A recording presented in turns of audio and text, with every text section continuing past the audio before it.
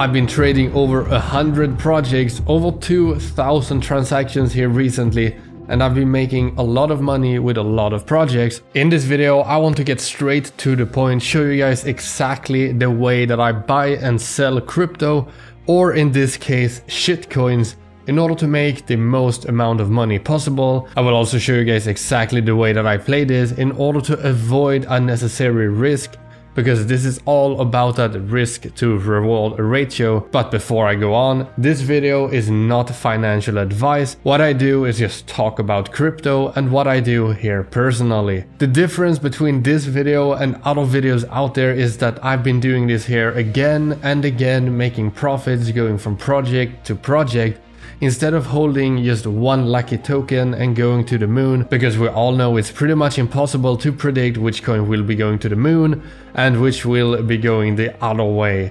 So in this video I will show you guys how I've been doing it again and again, making gains going from project to project and knowing when to pull out and when to take profits, because it's all about that risk to reward ratio.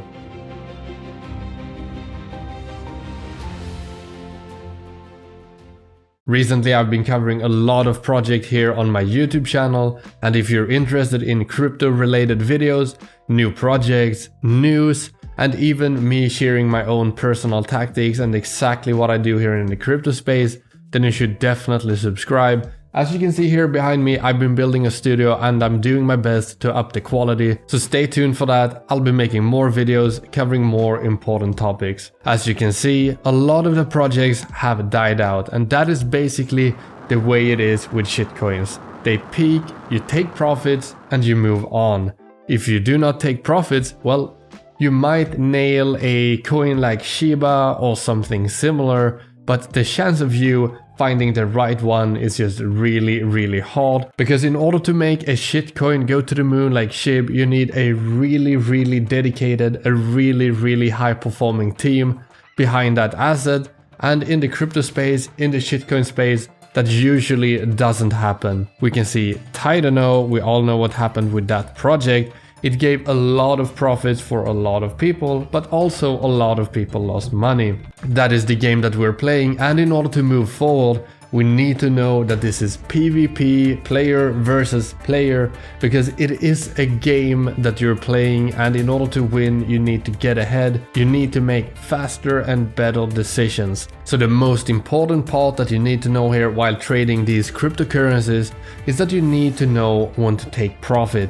If you don't know when to take profit, you will ride most of the projects all the way down and you will lose all of your money. So you need to know exactly when to take profit. But this is the rule that I'm doing here. If I make it 2x, then it's a really good time to take out your money. Take your profits, be happy, maybe leave 10%, 20% or something still in the project, just in case it goes hyper parabolic. You don't want to be missing out. But I've been trading over 100 projects and I've been making a lot of money with a lot of projects. Some have been losses, some have been rug pulls, but my risk to reward ratio strategy has made it so that in the end I have made a lot of profit. So basically what I do is I set up a rule. I look at the project, I get a rough understanding and a feeling for how they are running the project, and then I decide on when I take profit. I need to set up a plan, so that is what I do. I set up a plan, for example, with Yieldzilla here. This is a really cool project, but as we can see, it failed. It kind of lost momentum with the entire crypto market as it crashed down. This project could have done really well if the market was going the other way around. So what I did is I invested over 10 BNB in this project when it was released. I did it in the pre-sale, and that is a really high risk. Up here I had made over 2.5x here in the beginning. I didn't take profits because there was a good momentum going for similar projects like this. But then when it dipped down like this, I knew, okay, this is not gonna hold up. They don't have the momentum, something is happening and I don't know exactly what, but I need to get out. So I waited for the rebounds, which usually happens. It is a gamble, went up, and actually it gained pretty good momentum here, so you could have been holding for a little bit And as soon as I saw it falling down to like here somewhere, I sold pretty much all of my tokens, not really all of them, but a lot of them. I made a 2x and basically turned my 10 BNB into 20 BNB. This is the way that I decided to play it because I felt that I didn't have the momentum. Similar things I did with other projects like Tidano and Seifu and so on. When I felt like I had made some decent amount of money, I pulled out. It's really tempting to stay in projects and just wait it out, wait for that 100x and so on. But after trading with over 100 projects, I have come to realize that you cannot stick around for these projects. You get in and you get out as fast as possible. Anything can happen. They can come out tomorrow and decide that we're shutting down the project, we're rug pulling it, or anything like that. So every second that you're in a project, you have your risk. You want to get rid of your risk as fast as possible, but you still want to make money. Maybe you make a 50% gain from your initial investment and you feel like they have lost a little bit of momentum. There is nothing wrong with taking profits and securing your profits and your initial capital, because when you do that, you are safe and you're no longer in the game, you're no longer at risk with your money. Because in the end, what is easy to do in crypto is lose money, and what is hard to do is make money. But this is basically what you do when you're trading cryptocurrencies, altcoins and shitcoins here in a bear market or similar. You need to have a strategy and follow it strictly.